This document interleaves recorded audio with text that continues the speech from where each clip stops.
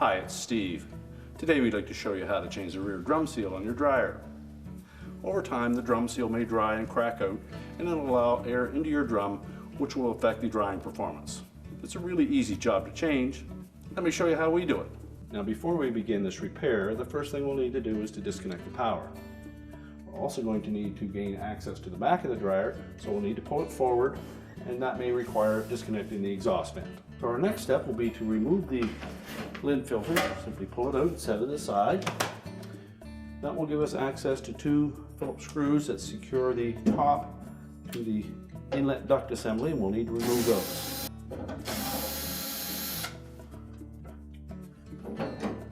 Now that will allow us to lift the main top. There are a couple of spring clips located in 2 or 3 inches from either side.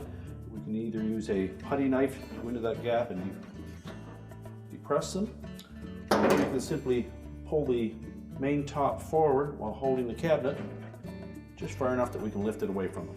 Do that on both sides.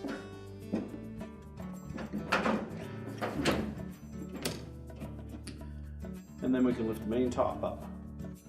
Now we'll need to support that in some method or have somebody hold it in place. Now with it properly supported, our next step will be to disconnect the door switch harness. We'll take a flatblade screwdriver.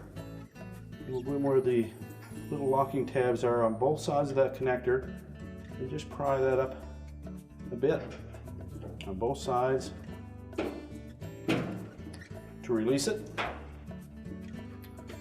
Then our next step will be to remove two 5/16 hex head screws that secure the front panel.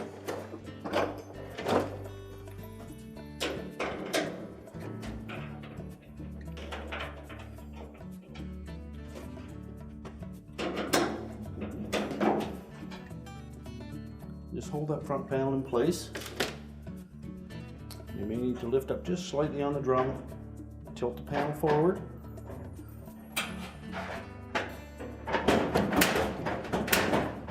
Then you'll need to lift it up slightly to disengage two clips on the lower edges of the cabinet.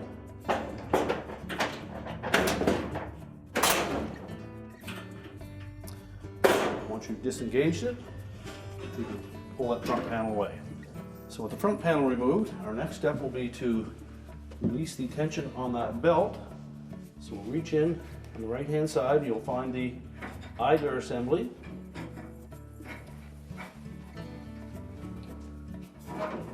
We're just going to pull that towards the right side of the cabinet.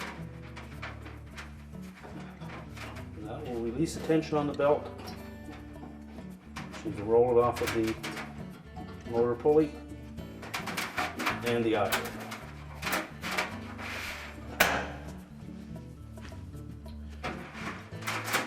Using the belt, we'll then be able to lift that out of the cabinet. Now that we have the drum out, we can remove the old seal on the rear edge of that. Now our next step will be to remove what's left of the rear seal. Just take a putty knife, right under the edge of that.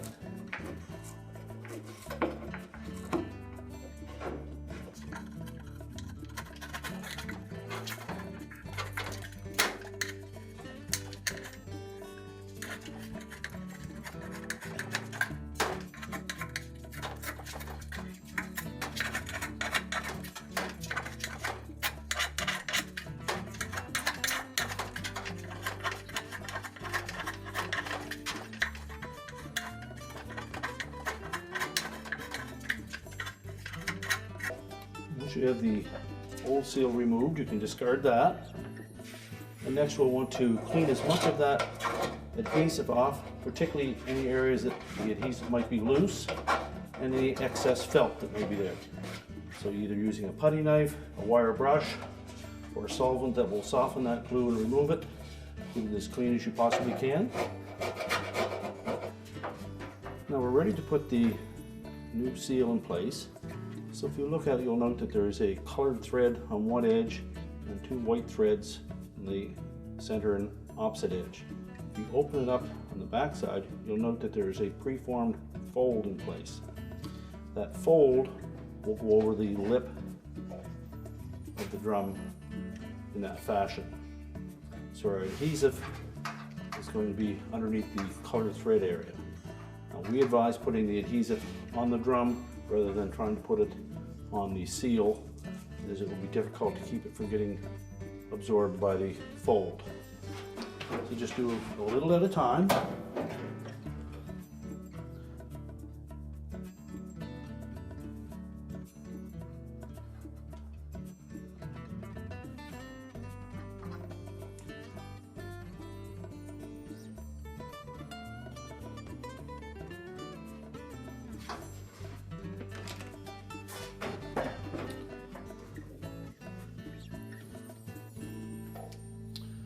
Place that seal on top of the adhesive.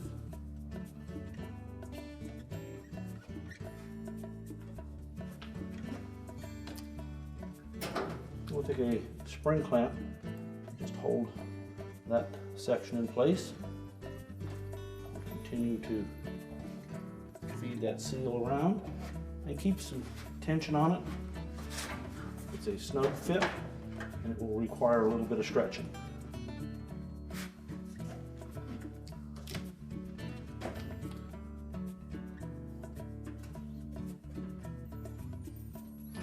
Once you have a short section done, just rotate the drum and add some more adhesive.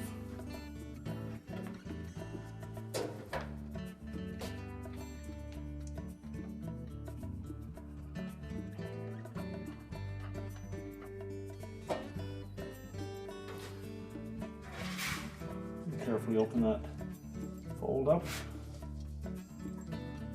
Again, keeping some tension on it.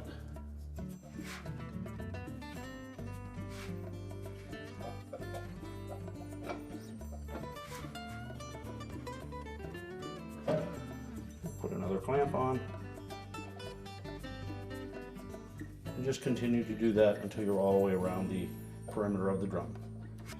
Now when reinstalling the drum, we want to make sure that the groove here sits on top of the two drum rollers and that the lip of that rear seal lays against the rear bulkhead.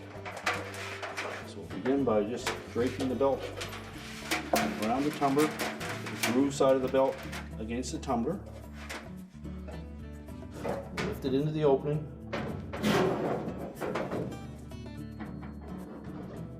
And then position it on top of the drum rollers. You may need to rock it back and forth a bit and get it seated. Then just let it hang there. Now our next step will be to route the belt around the idler and the motor pulley. Now when reinstalling the drum and the belt, you need to know how that belt will fit around the idler and the motor pulley. Essentially, the belt will come through that opening on the bottom of the idler. It will wrap around the motor pulley, and then the groove side of the belt will wrap around the drum. So when we put it in, the belt will be just hanging loose.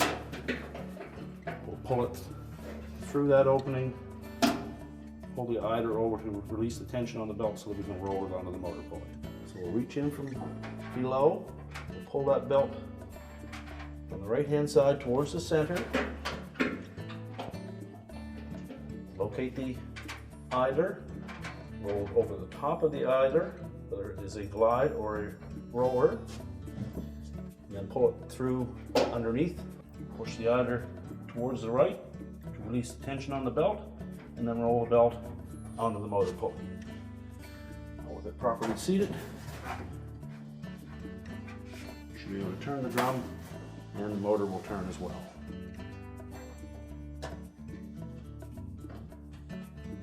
And now we're ready to put the front panel back on. We're ready to put that front panel back on. We want to make sure that we fold that felt up because it will fit into the opening of the drum, and you'll probably need to lift that drum as you position the front panel in place. On the bottom of the front panel there are two square holes that will fit over top of a hooked clip on both sides of the cabinet. So we'll engage that first, making sure that the bottom edge of the front panel goes below this guard. So just position it like that, lift up on it, fit those clips into the square holes, lift the drum up,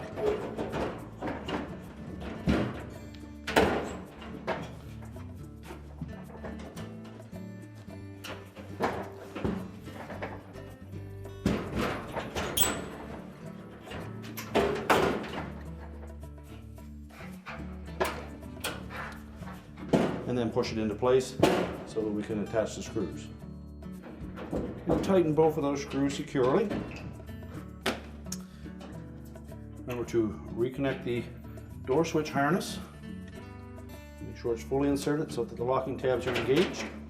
And now we're ready to tilt the top down, engage with the front panel. So just pull it slightly forward.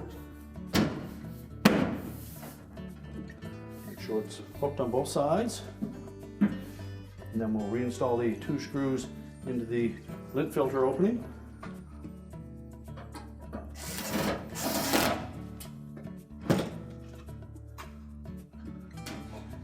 Reinstall the filter. We're now ready to push the dryer back into position, reconnect the vent if you've disconnected it, and reconnect the power. And our repair is complete.